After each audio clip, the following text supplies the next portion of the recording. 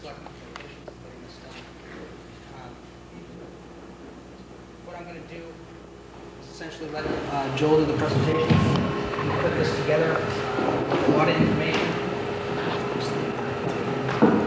Essentially, we've taken the water rates of the entire town, the tax assessors use codes, merged the two systems together to give us the best data possible to make these rates. Our goals in doing that were, number one, to cover the cost of all the water infrastructure. Is that better?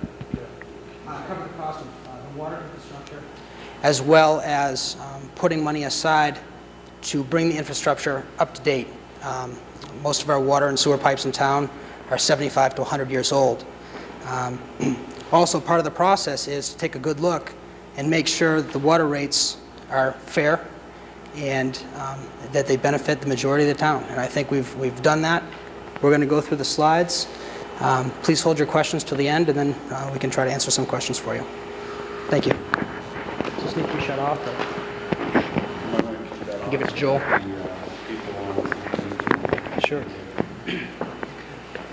Next slide, Bill. Okay, the first thing we should talk about really are the different types of water rates that we looked at. There's essentially four types of rating systems that are commonly used. Number one is a flat fee. Number two is a flat rate, decreasing block rate, increasing block rate. A flat fee is just as it sounds. Everyone pays the same amount, no matter how much you use. It's just a single fee. There are a few communities in Massachusetts that have that type of fee. It's usually very small communities, very small water systems. A flat rate is the type of rate that we currently have in town right now. It's a single rate for usually based on 100 cubic feet of, per 100 cubic feet. In Clinton, the rate right now is 73 cents per 100 cubic feet. A decreasing block rate is a system where the more you use, the less you pay. Right? The actual rate you pay decreases as your volume goes up. In Massachusetts, that's illegal. The reason being, the DEP, it's more of a policy issue. It encourages waste, essentially. So your bills would actually decrease the more you use the water. And then the fourth one is an increasing block rate, where the more water you use, the higher the rate. That, at first glance, sounds sort of controversial, but if you think about it, for the majority of the users, and we'll look at a lot of statistics tonight, we'll try to get through this as quick as we can, it actually tends to decrease the bills for most of the users. But we'll get into what the actual numbers are. The next slide, please. As I mentioned, the current rate system that we have, it's a water sewer enterprise system, meaning all the money raised by the water rates are used for the water system and the sewer system. It pays for all of the usage, the labor costs, the pumping costs, etc. The rate, as I mentioned, is 73 cents per 100 cubic feet, and 100 cubic feet is approximately 750 gallons. The minimum volume right now is 3,000 cubic feet, meaning if you use 0 or 3,000 cubic feet, you pay the same amount. The sewer bill, everyone is charged a sewer bill of 75% of the water usage. So to get your sewer bill, you take your water and multiply it by 1.75, and you get the total bill. And currently, customers are billed twice a year, in the spring and in the fall. All right, next slide, please. Based on the current system, the town generates about $800,000 of revenue. That last rate increase was around 1989, 1990. And since that time, the enterprise fund has basically operated in the black. Really just breaking even if my numbers are right. Right now, the minimum bill that someone would pay for the 3,000 cubic foot minimum is $21.90. That's just water. That's not sewer. You'd have to add on the sewer. And the reason why we're using just water bills is so you can compare apples and oranges. So you're not comparing apples and oranges. We're trying to get a comparison of how Clinton compares to the rest of the state in this analysis. And the average bill is based on an industry standard of 6,000 cubic feet. It's not what the average person uses in town or the average home or the average business. It's just a standard number that we use in the industry to compare water rates. So the average bill in Clinton for 6,000 cubic feet would be $43.80. A little later on, we'll actually get into different volumes of usage, the average volumes of usage for different residential types. And it'll give a really good handle on just where you might stand if you're a homeowner in town. Next slide, please. How does Clinton compare right now with other communities? The average bill, as I mentioned in the last slide, is around $44 in Clinton. Other communities that have similar makeups as far as a mix between industrial and residential would be the following: Hudson, Maynard, Westboro, Auburn, Leominster, and the state. And if you look at Clinton's average rate right now, it's about half of the lowest one. All right, that's a pretty major discrepancy. You know, the state average being $136. And these bills are for 6,000 cubic feet, all right, which is half a year. It's not the annual bill. That's just for 6 months. Next slide, please. A question might be asked, why are our costs so low? There's a number of reasons for that. It's a very simple system that the town has. There's one pumping station. There's currently little treatment. It's an old system. A lot of it was built, you know, it began in 1882 where the first pipes were laid. So it's an old system, and a lot of it has been in place for years. There's an unlimited supply for the town. There are the town doesn't have to seek out new sources. That's a major expense for other towns and water districts. There's been limited improvements made on the system as well. A lot of the improvements really have been made on an as-need basis. And at least this year, the system is somewhat subsidized. In other words, we're not going to cover the costs. The idea of the water sewer enterprise is to raise enough money to cover all of your costs. And that's not going to happen this year. And there's a number of reasons why that's not going to happen. And I think they're on the next slide, I think. This is essentially the fiscal year 2002 and 2003 years, and this is where we stand as far as our budget goes. That's been presented to the selectmen. Essentially, in 2003, the major increases are due to the filtration plant. As you can see, in utilities go dramatically up, pump stations costs go up, but the majority of the cost that we're going to incur with the filtration plant is debt and interest. That's essentially the mortgage, if you want to put it that way, that we take out on the filtration plant, the SRF loan. So as Bill said, without going through all these in detail, if you just look at debt and interest on this line here for FY 203, fiscal year 2003, that line item basically eats up our entire budget for the water and sewer enterprise, the $730,000. As I mentioned on the previous slide, we currently generate about $800,000. So just with debt and interest, that whole budget's gone. That's all those other numbers. We have to generate revenue to pay for all of those other bills. Okay, next slide, please. Some recent improvements that have been made that are also causing that debt and interest number to go up. The corrosion control facility, that facility was built adjacent to the North Dyke pump station up in the reservoir, and that facility treats the water to reduce the amount of lead and copper that is in the water. There's a new Birded Hill tank was built in the past year or two, approximately $1 million. The Mulberry Drive water storage tank has been rehabilitated. That was close to $1 million. The new water filtration plant under construction is approximately $10 million. And just this year, some modifications to the corrosion control system have been made, and that's about an annual cost of $10,000. Now we're going to get into some of the statistics just real quick. I won't spend a lot of time on this, but these next couple of slides give an idea of where the water usage goes. The town uses or has the use of up to 800 million gallons a year for free. And this gives an idea of sort of the distribution of the volumes of water that are used. The way you would read this slide is the peak of this graph is approximately 550 customers use, say, 4,000 cubic feet. That's how you would read that graph. And that actually is about a good number to think of for a single-family home.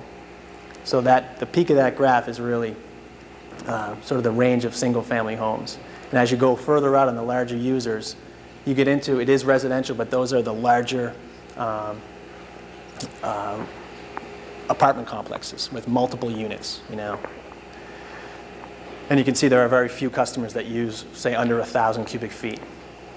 So really that big peak is mostly, it's all residential, but that's really the single family, maybe two-family homes, condominiums. Next slide, please. This is a graph showing non-residential usage frequency. Similar to the last graph, it shows the number of customers that use a certain volume of water.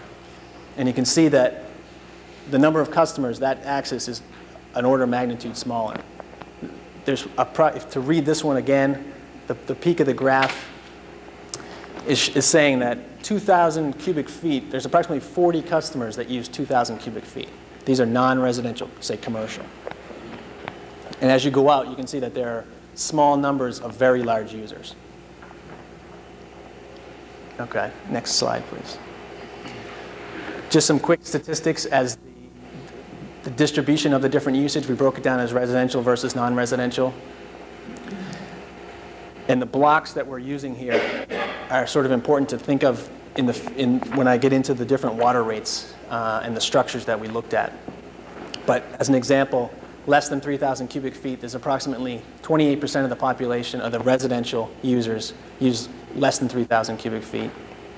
Another 28% use between 3,000 and 5,000, and about 42% use between 5,000 and 20,000 cubic feet. That's basically all of the residential customers.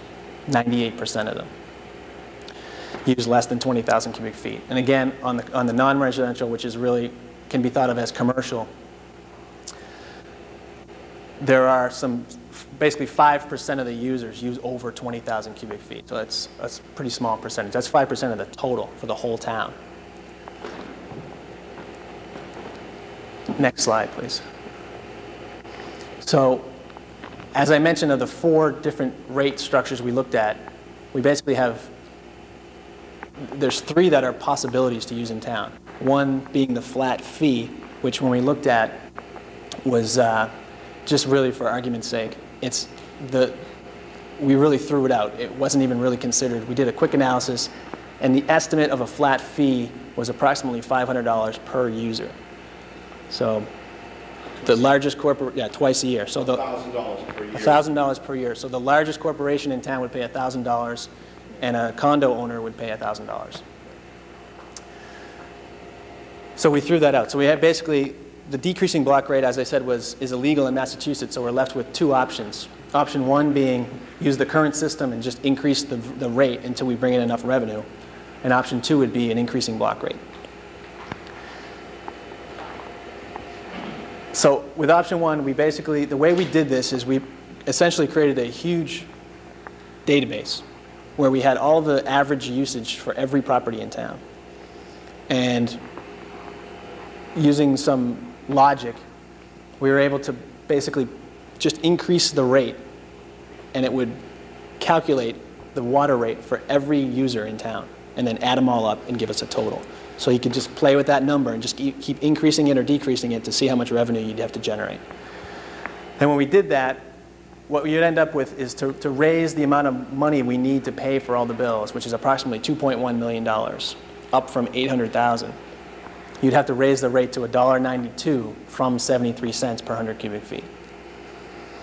And the result of that would give a minimum bill of $57.60. And if you include sewer in that, it's approximately $100. Twice a year. Twice a year. The average bill, based on 6,000 cubic feet, would be $115.20 for just water, or $201.60 with sewer. Now again, the state average for water only is $135.50. So you're still well below the state average there. So then we looked at option 2. And option 2, again, is the increasing block rate, and the rate increases the more you use. And they're based on blocks. And the blocks that we assigned were the existing block right now that we have of 0 to 3,000 cubic feet, usage between 3,000 cubic feet and 5,000 cubic feet, 5,000 cubic feet and 20,000 cubic feet, and greater than 20,000 cubic feet. And there is no real reason for setting a certain rate. We just basically started at one rate and then went up from there to generate the revenue we needed. The rate, assuming that $1.92 was where we wanted to get at least below that, we assumed we could start at $1.70 and went in 15-cent increments from there. And with this current system, we end up with the following comparison to option 1. If you go to the next slide, Bill. 1 second, Joe. I just Yep. want to chime in for 1 second. Yep. Although there's no magic formula to generate the blocks, if you go back to, on your sheet, page 3 and page 4, you can see the residential usage frequency. There's 2 peaks to that. The one peak is around 4,000 cubic feet. The second peak is around 11 or 12,000 cubic feet. The 20,000 cubic foot limit includes the majority of all users, as we showed on a slide at the top of the sheet. I'm sorry. Yep. So we wanted to make sure the blocks included the majority of the users in the town of Clinton.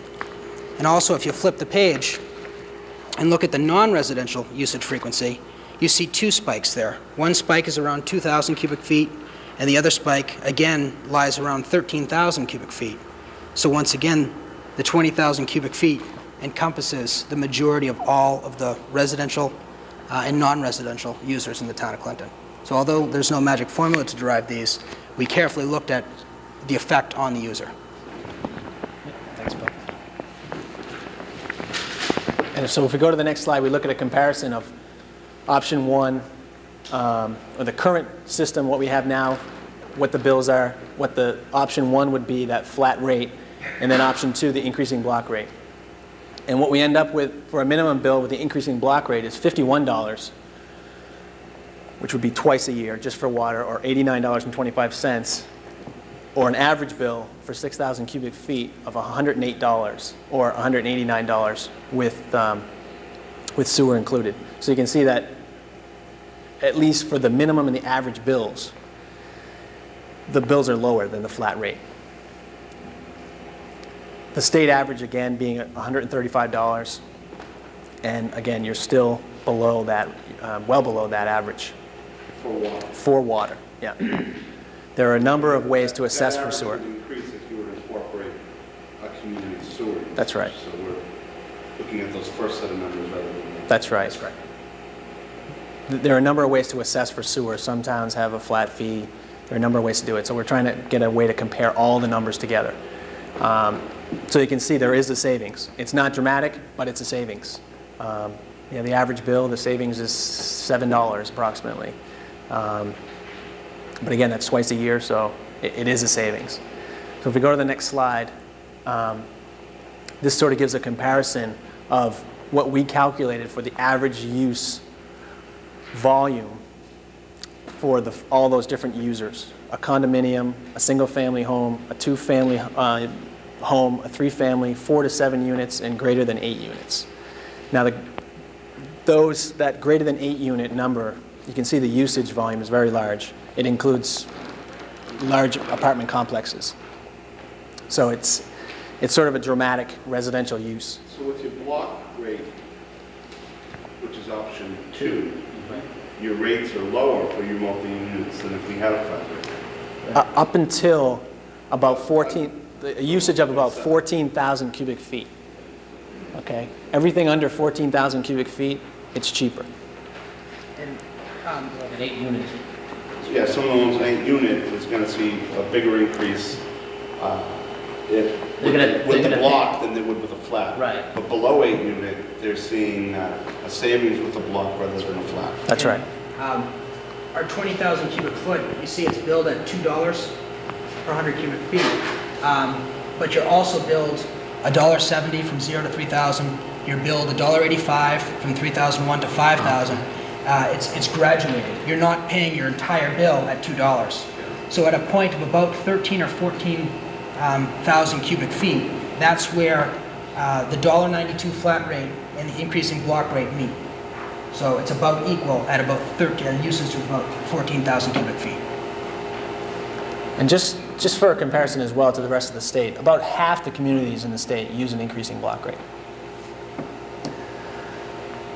So the numbers pretty much speak for themselves. As you can see, as you go up to a larger unit, as Bill said, you do sort of break that, past that break-even point, and it does become more expensive for the larger users. But as I mentioned, somewhere in the order of 93%, I think it was, we calculated, of the users benefit from this system. Users, period. Yeah, that includes non-residential. residential and commercial. 93 or 92% of the entire user base of Clinton benefits from the increase in Would block. benefit with a block rate That's correct. in comparison to a flat rate increase. That's correct. That's right. 93% of all water users, whether Correct. residential or industrial Yep. or non-commercial, will benefit using a block rate in comparison to a flat rate of $1.92. That's correct. $1.92 being set to meet the debt requirement for the enterprise. $2.06 million. Okay. Exactly.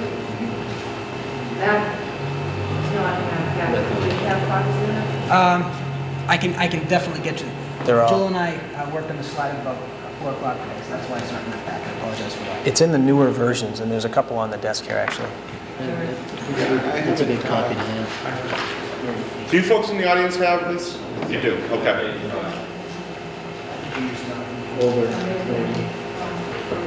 Anybody else not have that? There's a couple on the there. Folks in the audience do have this slide. This one right there. You have one in yours? No, I took mine out of the packet, that's why I didn't have it. I've got one now. Okay. But the one Dean, I you got was- one? The one I was using. What's the last one? Phil, is this yours, man? That's mine, you can take. Okay, come on. Okay. Next slide, Jill. So the next slide, I think, will bring up a comparison of how the new rate will compare to these other communities as well as the state. As I mentioned, the increase in block rate, if you were to go with that one, would be an average bill of $108, and again, how they compare with other communities. Somewhat higher than similar communities than we have, but again, lower than the state average and lower than some other communities around here as well. And it goes in the middle. It puts us pretty much in the middle. For the block rate, That's right. That's right. do you have one in the block rate for that? It was shown previously. We assumed that you would want to go It's with. in your, it's in your packet. I got it.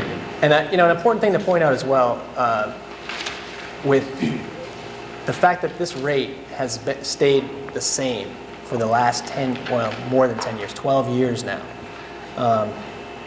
where, you may think, it may seem strange that we're increasing it so dramatically, but really what we're doing is bringing the town in line, first to pay the bills, but also we wanted to see how it compared with the rest of the state, and it compares very well.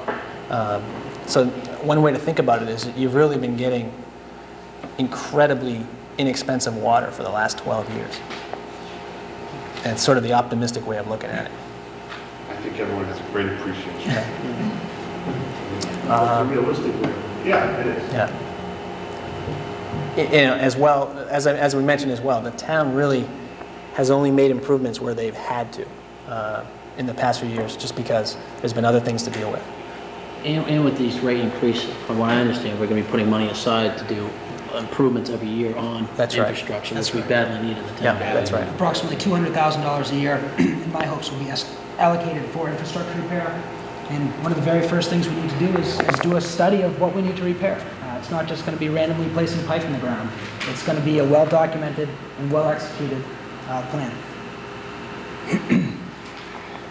And that pretty much does it. I think the next slide just brings up some other issues that need to be dealt with, not certainly at this meeting, but there are other issues with just the whole, all the policies dealing with the water rates. Really, the policies and the procedures haven't been addressed in that, as long as the rates have been addressed, and they really need to be updated. There are a number of things to consider in these. Some of them are possibly adding fees or increasing some of the fees, like the hookup fees. They're very low right now. A lot of communities have increased those to cover the costs. I really don't think you cover your costs right now with the hookup fees. Meter replacement is another thing. The town recently replaced 200 meters, I think it was, and that came not out of the water and sewer. Did it come out of the water and sewer? It was an article, but out of previous water enterprise money, so it did come out of the water sewer. Right. So the meters are the way that we get the money to pay the bills, and if people have stopped meters, we've got to replace them. Another thing is to add or increase fines for late payments or meter tampering. Right now, there are no late fees or penalties for not paying your bill. And for the small user, that's probably not a big deal. It doesn't really cost the town all that much. Most people pay their water bills. For the larger businesses in town, that basically is a zero interest loan you're giving them. They could not pay their bill, and really nothing would happen to them. And the bills are sizable, in the $10,000, $20,000 range. The larger businesses in town do pay their water bills. I don't want to point fingers and say they don't, but if they could choose not to, and it wouldn't affect them at all, they would be getting essentially a large loan at no interest. Another issue is quarterly billing. Quarterly billing tends to increase your cash flow and or improve your cash flow anyways, and makes the bills smaller. So I would strongly recommend going to quarterly billing. And that would be something we would address at a town meeting if we were to so choose to go there. That would not be something the board would act on. So just from a public perspective, if we were to move to a quarterly billing, that would be a warrant article to change the bylaw as far as billing on water rates. And the last thing, there are a number of other issues. Again, these are just the larger ones that come to mind. Reset the rate annually. As we go along, some of the debt and interest will be decreasing. We may be able to decrease the water bills in the future. You may need to increase them. There may be other issues that crop up. And where over the past 10 years or so, you've brought in enough money to cover all your costs and it really didn't need to be addressed annually. You now have a $2.1 million business that you're running on top of your other stuff. I think that last point is critical, that this is a water rate hearing this year. Last time rates were changed were 12 to 13 years ago. We will revisit our water rates next year. We'll have to, just based on the fact that our operating costs and things that we anticipate for the water filtration plant are just that. They're projected costs and anticipated costs. We want to, and we'll need to reserve the right to open up another hearing next year and potentially revisit our rates, both in a positive or in the fashion of an increase, or a negative in a reduction if our costs aren't in line. But one tenet that this board feels strongly about, I think, is incorporating a level of infrastructure support. We're trying to put it in the guise of about 10% or $200,000 so that our clean water going through the filtration plant isn't going through rusty or 125-year-old pipes. So I don't think we're going to waiver, at least I hope the board doesn't waiver on that each year moving forward. But revisiting these rates next year, I think, is something we absolutely will have to do, just based on our projected costs and not fact. Just a couple issues here, as far as you said, we're going to visit the quarterly or tri-annual, or however the billing will be set. Food for thought, Bernie does something in the order of, I believe, 14% for unpaid tax bills. Maybe we could do something around 12% as far as the water bills that don't come in. One of the other things that I'd recommend doing, the water bills that everyone just received right now were from a November read.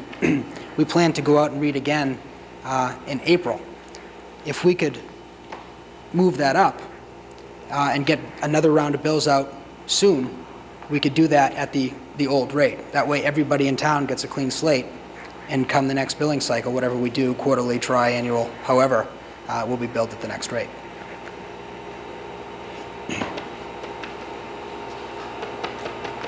I'm following. We only get billed twice a year. Correct. We get And I billed, just received my, which was read in November. okay. Okay. We are scheduled to reread again in April. that bill typically goes out sometime in the summer. Right. It doesn't need to be that long of a process. We could shorten it up, have another round of bills. But, yeah, but then we're, It takes months before you get the bill. I understand that, but to shorten that window is in forcing a second set of bills on top of people that just received their bills. Personally, I'd be less inclined to support something like that when literally people have just received their bills in the last week or two. If we were to shorten that window, in other words, people don't receive their bills, say, in August, but they receive it in June, well, geez, that's 2 months of not being able to save for that anticipated bill for, Right. at least personally speaking, I'd be concerned about shortening that window until we have a feel from a town meeting vote. Do we want to go quarterly or triannually?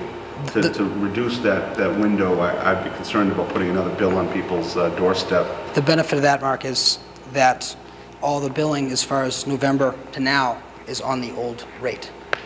It's the fine line of where do we draw the line that says new rates begin at a certain date and time. Right, Mr. Chairman, Yeah. I guess my concern then would be, Bill, if all of these calculations have been done on what is projected, that what we need to cover all of our cost of operating a new water filtration plant and to maintain the system, if we did what you're suggesting, how does that affect the figures that you're saying that we potentially will need? And again, as Mr. Chairman said, that these are just projected cost, Right. obviously, because the plant isn't up and running yet, so we're just, you folks are taking an educated guess. Right. The thought process is you keep all the cost of 2002, fiscal year 2002, in fiscal year 2002. You keep the costs of fiscal year 2003 in fiscal year 2003, as opposed to having it, like it has been, kind of rolling over. I know it's a little bit different in an enterprise fund, but it's just a suggestion to start fresh, get a clean slate, and then move on with the higher water rate.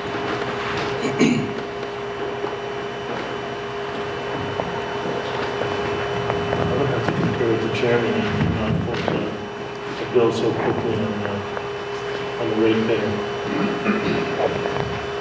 I know what you're saying by kind of getting the bill under the wire, if you will, of the old rate, but I'd be concerned, is that cost savings worth the penalty of getting it so quick?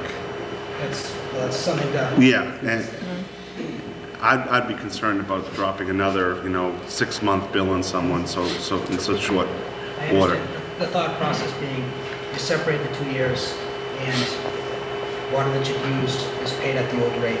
Water in the future is paid at the new rate. Right. That's the gist of it. Whether you give a grace period to pay or it's just, to me, it seemed like an option to divide the 2 fiscal years. Mr. Chairman, I'd be inclined to agree with your opinion on it. I think it just would lead to confusion, honestly. And perhaps misconceptions by the general population of the town that, what's going on. I think it makes more sense that the reality of it, of what's happening, is that we were, not because we wanted to, obviously we want to supply good drinking water to the people and residents of the town, but to adhere to the EPA, federal government guidelines and regulations, this town was committed by law to build this water filtration plant. And so in doing so, we have a series of commitments that now has to be passed on to the residents and business people of this town. So I think that the best thing for this board is to continue to be upfront and straightforward about the things that we need to do. And that would just be my take on it, Mr. Chairman. Suggestion to clean the slate, but I understand. Yeah. I perfectly understand your point as well. Okay. Because I would think that the April reads, based on when the board takes action, can be adjusted either with the existing rates or you'd be able to apply the new rates, and then they'd receive their bills in their normal time frame, whether it be August or early September or whenever that exact. Actually, I think it's even later, maybe even October when the... Sometime August. I'm Is just it trying August? to trying to pinpoint, and we can have further discussion on that, of Yeah.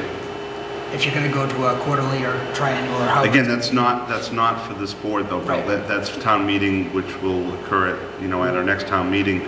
We can have that as an article and afford the community that option, because every one of us may have a very different opinion as to how we like to pay our bills. I mean, So that's- I'd much rather have the town take that, and by law, that's what we have to require. So we have to allow the town to speak on the manner of how they want to be billed, how often.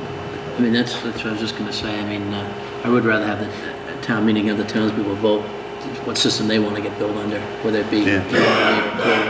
I just think that's, obviously we gotta do it, but I think that's the most fairest way to do it. Okay. Is there any questions? Well, what I'd like to do is open it up. It is a water rate hearing, so there is obviously a public forum. I'd like to come forward. Turn the lights back up. Yeah, we can turn the lights up. What I'd ask is any individual that does come forward and has a question or would like to make a brief statement, do so. You need to give us your name and address prior to, and basically keep your comments to a few minutes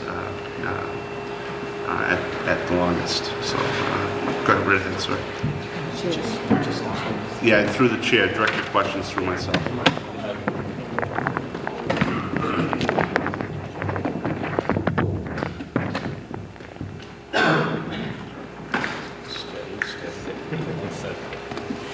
Hi, I'm Tom Eubank. I live at 57 John Street, up on Burdett Hill.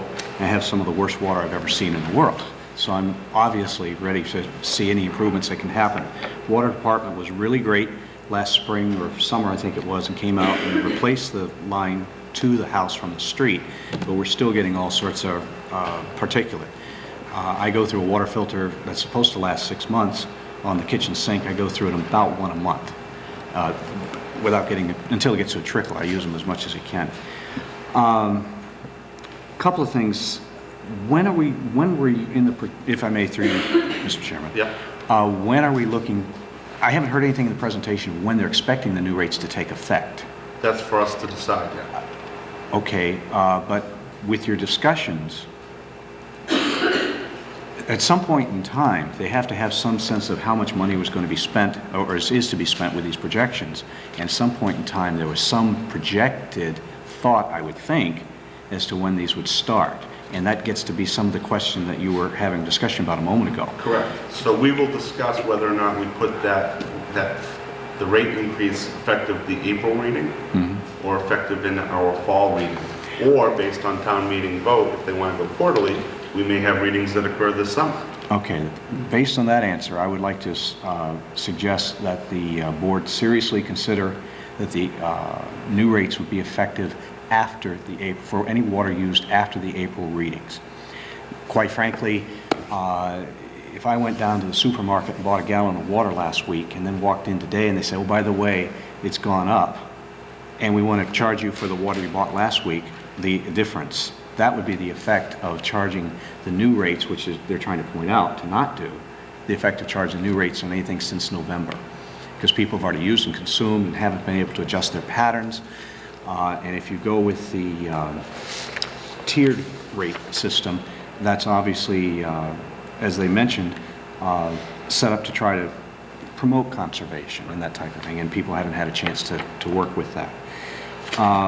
So from a conscionable thing, that's what I would suggest. Through you, Mr. Chairman, to whoever can answer the question, we've heard, and I know this is not a sewer rate hearing, but sewer is tied to the water rates, and we've heard that the water is in a shortfall this year, the water income, and it's about $400,000, $200,000, I think, if I read the numbers right here. Is the sewer breaking even, or in a shortfall situation now for what we collect for sewer for what it costs? The way the water sewer enterprise is structured, the money comes into the water sewer enterprise. We have a pump station line item, for instance. We have a water pump station, and we have 5 sewer pump stations. It's the bottom line budget. We don't separate that. I can go back and give you a cost of sewer and a cost of water, but it's really combined together. So we look at it as a whole. when we look at the increase in water rates, we need next year to generate 2.06 roughly $million. Regardless of how that's broken down, water or sewer, the bottom line is we have to generate $2.06 million. So it is combined. Water and sewer, right now we do have a shortfall, and that mostly is in water debt, if that answers your question. I'm not sure that it does, but I'll go on to something else, sort of. One other point to make with that too is that the sewer system definitely costs less to operate. That's a fact. The pumping cost is probably the largest cost that you have in the water system. But a point of clarification, I think, for your question is, the block rates that you're proposing are being proposed with a continuation of a 3/4 or 75% of that rate, and does that incorporate a higher profit or more than what we need for sewer, I believe is where you're going with your Right. The budget presented was for water and sewer. Water and sewer. water and sewer. I've only looked at it bottom line and didn't separate that because it's currently the water sewer enterprise and that's how it's funded. So to break it up is really almost a moot point from a budgeting standpoint. We need to generate the money, period. So basically the 2.1? 2.06, 2.1. $2.1 million in enterprise fund or that budget, which incorporates both water distribution as well as sewer, combines both of them. Okay. In order for them to fund that budget, the rates had to be what was proposed tonight in that block fashion, incorporating a 3/4, 0.75% of the water rate per block to cover the debt of both water and sewer. If that answers your question, I'm not sure. Right.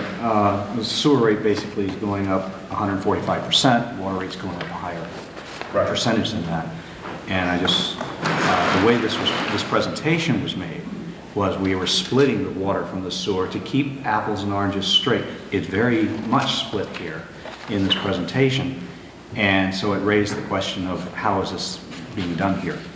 My previous experience in other towns, they were definitely separate items, and they are billed separately, so it just makes sense to think of them separately, but they're not, as which I'm here. As far as an enterprise fund, it's one fund. That's The way that's run here. Right. Correct. And the reason it's 75% is essentially you have 25% waste, watering your garden, washing your car, those type of things that don't go into the sewer system. Right. Swimming pool. If we were swimming pools, if we were Emptied into the street. if we were to, basically, if you look at it in the aspect of we were to decrease that 0.75%, would have to then make up that difference on the water side. Because there will, basically, No, I take got we're you. working backwards from Right. a dollar amount that's required, and then what has to be generated to equal that dollar amount. So if we were to back off on the sewer rate, we would then have to tack more onto the water rate. So it's I just have a couple quick more questions, I hope. just a couple more, because Yeah. we do have a large audience that we need to get. A couple quick questions. On your slide number 7, it shows up on page number 3, at the top, the current water sewer budget, showing current fiscal year and projected fiscal year. We're going to have almost twice as many people with the new plant in the department? Is that what I'm reading basically from the salary? Being almost 45.5% higher? There's 2 additional people in the water department. Okay.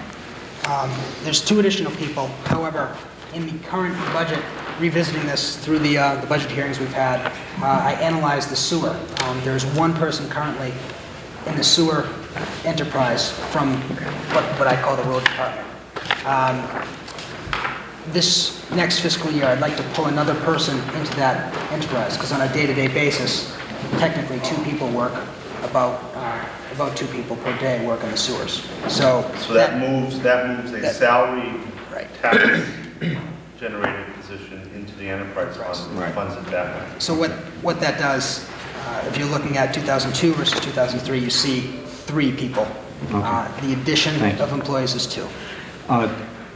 Just the other thing is that I would just mention that the last slide was talking different points, and one of them being the better increased cash flow with quarterly billing and that type of thing. And I'm not clear on why a bill in November, a reading in November just got billed, number one, and this is the consistent thing, it seems to be so far after the fact.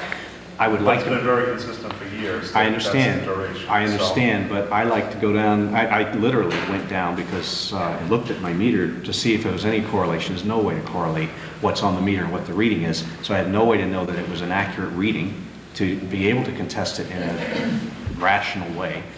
For a cash flow basis, once you've done the reading, those numbers sitting around somewhere are doing the town no good until the bills are out and to be paid.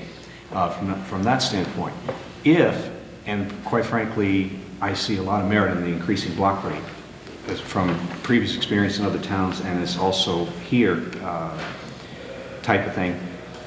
One of the things that seems to need, though, is a consistency in the meter reading. If you're going to do the increasing block rate, I'm not sure how consistent the meter readings are. Because you're basing it on, the tier is based on how much you've used in a certain period of time, you have to keep that period of time relatively consistent between meetings, or readings to be fair to everybody, is the point. And so I just want to go on record with that as well as part of the hearing. That's a good point as far as when someone may cross a threshold. So regardless of billing cycles, there may be a requirement, an increase in reading cycles.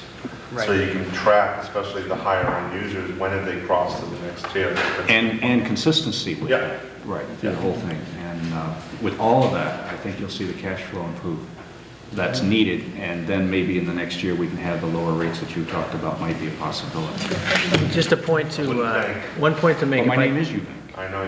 One point to make, if I could, too, is that the meter readings take about 3 weeks. Just, it's a pretty big job to read the meters. It's about Right. 4,000 meters that have to be read. So that's But pretty it's a significant. consistency. I mean, if Yeah. it always takes 3 weeks, 3 to 4 weeks, the same people get read at the beginning of the reading period every time, then that's important to look at in this and for people to understand. Again, I think there's methods that we'll need to look at as a community on the higher end users that we're going to know are going to be crossing thresholds. When did it occur, so that their billing as far as gallonage is done at the right block rate, so that you don't miss a whole billing period at the wrong rate, and then that wouldn't be just to those people using the high rates. Thank you, folks. Thank you. Next up. Good evening. I'm Susan Templeton, and I live on 4 Boatell Road in Sterling, but the purpose of my visit tonight is to represent the Wachusett Chamber of Commerce. I just have a couple of observations. I'm not here with a position or a wish this evening, and what I'd like to do, if I may, is direct my first question to Joel. Joel, doing the research and the preparation to make the hearing tonight for the proposal, did you consider a business rate or a industrial rate? That would be separate from a residential use. We Yeah. did consider it at the very beginning. Mark, do you want to? Just, Susan, direct them through Okay, myself, very and then I can summarize your question to Joel or whoever. So the question being industry rate or business rate, Yeah. was it viewed or looked at? We looked at it pretty quickly. It's something that some communities in Massachusetts do. We did check with the Attorney General's office to see if it was legal to do. They essentially mentioned some problems that there may be with that, whereas it may be considered a tax if it's not evenly distributed. And then it became a policy issue as well as to who gets the higher rate, the business or the residential. So it was something that we really didn't look too much into, other than I can say this, we sort of got scared off when the Attorney General said there may be some legal issues with it. Good. And Chairman, I have another question. When we talk about the nearly 4,000 customers that are residential or business and industry, and say, for example, the rates do go up, which we proposed this evening, and people conserve their water, they want to reduce their expenses, how are we going to handle that like a year from now after we do a measurement, say from July 1st to the following July 1st? We will have to revisit the rates. We'll have to revisit where our budget is as far as the operating costs of both the plant, the department, and then find again a balance of, whether it be conservation, someone goes offline as far as a water user, and what that impact is to the community. So then, again, that's why I commented on that last bullet as far as revisiting rates. It's absolutely going to be something we're going to need to do next year, just based on the fact of so much of the cost being projected costs. But there will be the impact of, increasing these rates. What is the impact that people? Do they conserve to the point where there's a magnitude? I think studies show it tends not to, especially in residents, and the volume of users being residential, we should not see a dramatic decrease in projected revenue. So we don't anticipate it, but we're preparing for it for next year in case that is something we need to deal with. I think we'll address it then. Good. And just one closing statement. I would always like to offer any chamber businesses that live in Clinton to serve on any task forces and issues. And as you work on your upcoming issues about hookup fees and late payments, again, we just would like to offer our assistance. Well aware of those. Thank you, Susan. Any other public comment? Yes. You can state your name and address for the secretary. George McNamara, 112 Flag Street, Clinton. I was a little late getting home tonight, so I wasn't in on the beginning. I may hash over something.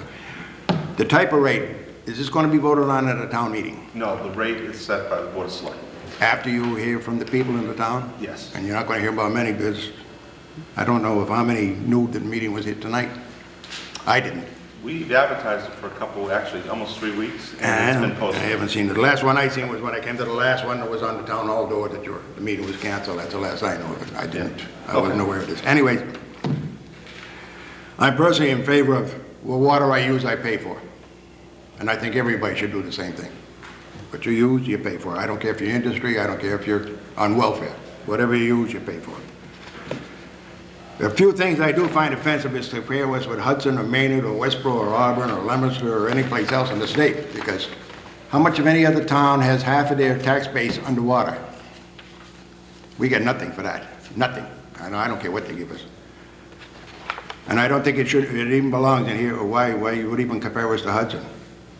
Because we have a general... What we're trying to do, though, there is give people at least a comparison, the fact that, because we do have some reimbursement that the state has been very good at supporting from a legislative standpoint, year in and year out, in assisting us. And they've increased. With water. They've increased it. So it's supporting. If we were to incorporate that burden, would be in even more serious trouble. So. I mean, I can see Hudson here, and Hudson has a very low electric rate. We should probably have one too, because there's a great generator up the dam we're not even using. I don't know why everyone get that. Joel, do you have a... Yeah, I just want to make a point. Just as far as, it seems to be a misconception that people have that we get our water free, so it should be really No, inexpensive. well, I'll hit that too. Most communities get their water for free. Most of them get it from groundwater, which they pump out of the ground. It falls as rain. It doesn't cost them anything. So that's sort of a misconception. We don't have to pay if we stay under the cap of 800 million. I'm sorry, go ahead. But that doesn't affect the price at all. The fact that we No. get our We're water... not paying for our water. We're paying for it to be distributed and to be treated. That's right. But a lot of people, in fact, I have a niece in Hudson who just retired, and she was still under the conception that we receive our water for nothing, due to what the paper says. What do you get? Clinton gets free water. We don't get free water. The town gets free water, but they sell it to the people. It never states that. No, It never states that. The sell price that you think you're paying for your water is not for the water. But a good For friend the of mine service, actually for the doesn't live service. in town and argues with me about this quite a bit. What you pay for is the distribution and service of that Absolutely. water, but the actual particles of H2O, you're not billed for.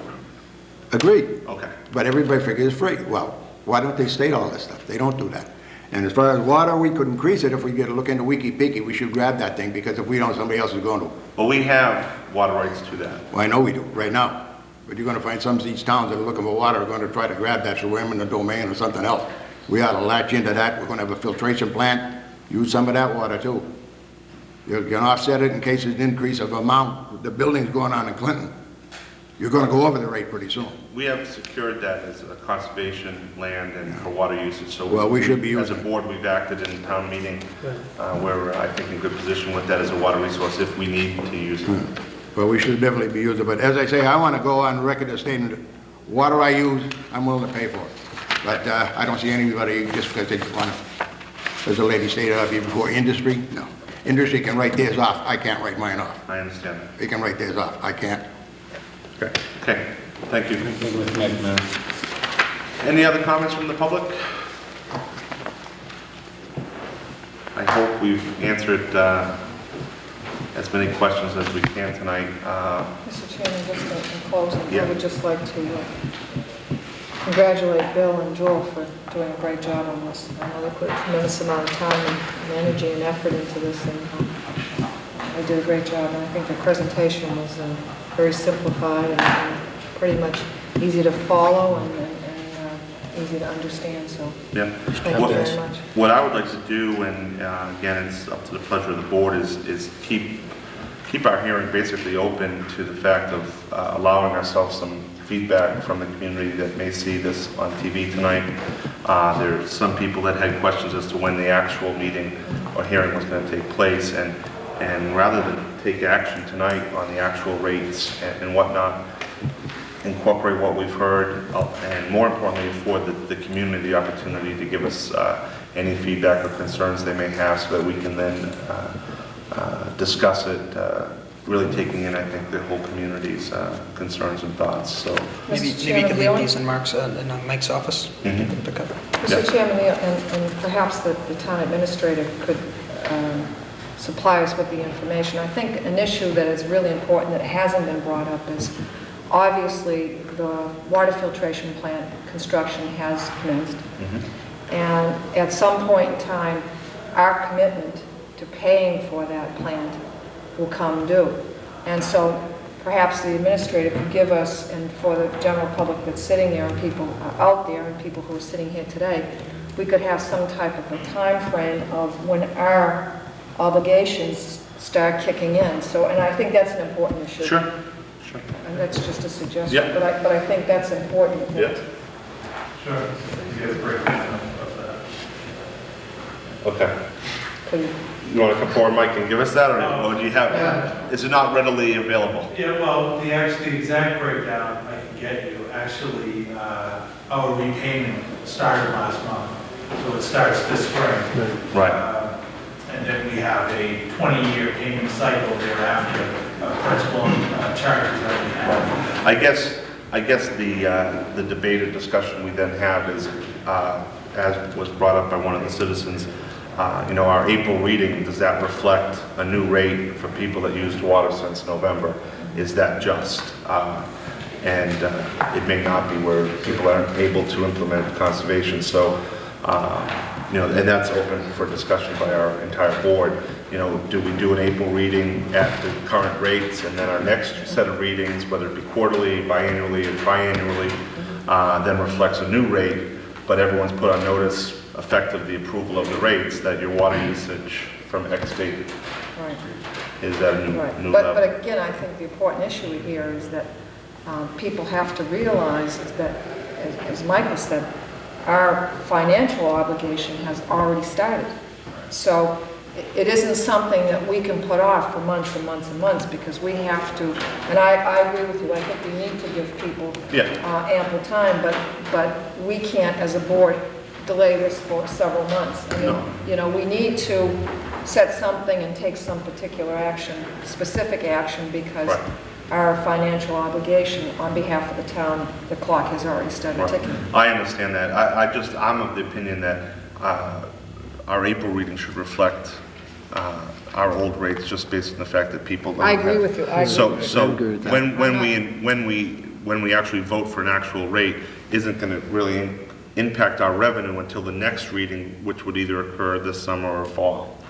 You know what I'm saying? I agree with you. I'm just trying to bring out the point that, Yeah, we haven't talked about, The bills are already the due. bills are due, Right. and we've got to, I understand. It's just a matter of being fair to the people as Absolutely. far as what they've Absolutely. used and at what rate. We have an idea of what the projected costs are, and that's for FY 2003. The debt is already occurring, whether the plant's online or not, I think is one of the points you That's right. want to make. And I think that's an important thing that everyone has to understand. But I would like to keep it open to afford the community the opportunity if the board so chooses. Yeah, it's not a problem with me. Okay. Well, I think, The more the merrier. I think that 2 weeks, Mr. Chairman, by 2 weeks. We're meeting next week, correct? We're meeting next week, we skip the next week and meet the following. What, are we off track or are we on track? Off track. So yes, we will be back here with smiling faces next Wednesday night. Okay. But I would like to afford more than 1 week, Mark, to get the community's input and make sure everyone is aware of the fact that the rates are Well, that's being why I'm discussed. suggesting 2 weeks, that at Like least. Mr. McNamara said, some people might not be aware of when the Correct. meetings where we canceled the meeting, to make it a little bit more open. And the superintendent is willing, DPW Superintendent Spratt is willing to make the copies of the slides available at the town administrator's office. So for folks in the public that didn't have an opportunity to be here tonight, they can grab at least the slides, they can review them. If they've got questions or comments, they can leave them with the town administrator or pass them on to us or meet with us again under public comment at our next meetings. We can also post it on Clinton's website, clintonhouse.com. Yeah, for those connected. And then, Mr. Chairman, I think, or I would move that in 2 weeks, the board take action on where we're going to go as far as the rates and how we're going to structure it. Is there a second? I'll second that, Mr. Chairman. Just under discussion, yeah, I mean, I'm open for 2 weeks. I think the more input we get, the better. That, alleviates the problem of miscommunication, leave the door open. But I would be in favor of not, I don't want to charge people for an April reading under the new water rates. I think that's the fair thing to do. The fair thing to do is to wait on that. I agree. I think the whole board feels the same. Okay. So all in favor of basically reconvening, we'll keep this hearing open, and we will reconvene our water rate hearing in 2 weeks, which would put us off track. Why don't you just say 3 weeks and we'll be back on track. Well, I think 2 weeks is, I think we've got to move on this. So on our off week, we'll be meeting again to the public, and we will discuss we'll continue our water rate hearing, and we do invite the public. This is an important impact, everyone, and any thoughts, concerns you may have, would like to incorporate them in our decision, so please feel free to either come in or make their points known to town administrator's office in writing. There's a motion made. Motion made and seconded. All in favor? Aye. Aye. So we'll come back in 2 weeks. Thanks, Thank you. Thank you all for your participation. We appreciate it. That's what my thought process was.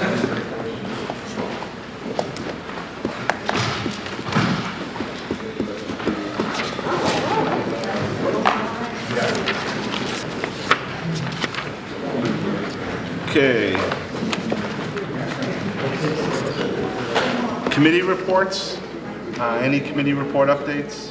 Just under one, I mean, we could probably, I just wanted to bring up that we did, if anyone's hit the recycling center in the last week, but we do have it here. They've been circulating around town. I do have a list of the prices. Yeah. Okay, go ahead, Mark. I just have a list of prices here, and maybe we can put this up in front of the screen later on. But it's just a recycling collection day. It's Saturday, April 6th, 8 a.m. to 12 p.m. at the Recycling Center on Woodlawn Street. And I'll just run down real quick, and I can do this next week too if we're going to meet again. Okay. But I just want to make sure people are aware of it. We got passenger vehicle tires for $2, car batteries $3, gas grill cylinders $5, refrigerators. The doors must be removed on the refrigerators, $15. We have air conditioners, $15. Appliances are $10, and that's stoves, dishwashers, washing machines, dryers, those type of things. Computers, televisions, $10. VCRs, $5. Upholstered furniture, $30. Mattresses, $25, and box springs, $25. And that's the end of that. Great opportunity to clear out basements And and garages, yeah, and everything else. So, and I know Steve serves on the committee with me if he has anything else to add. He covered it all. All right.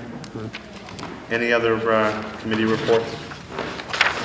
I'd like to to do, Chairman, one update for the water filtration committee. There's some legal issues that the committee would like to brief the board on, but that would need to be executive session. So something maybe we can do at the end of the meeting.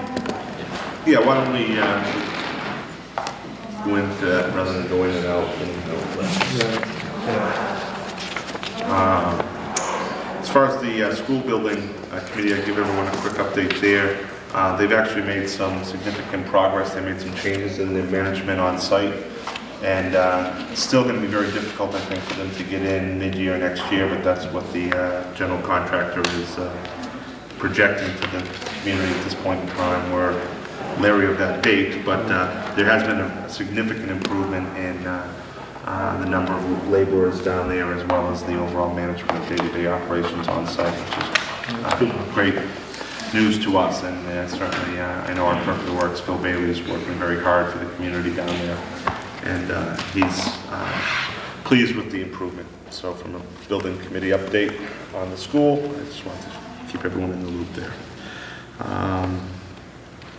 Any other updates or reports? Michael, do you have anything informational? Okay. Just on another note, the town solicitor would like to update the board on the streetscape litigation case in executive session as well.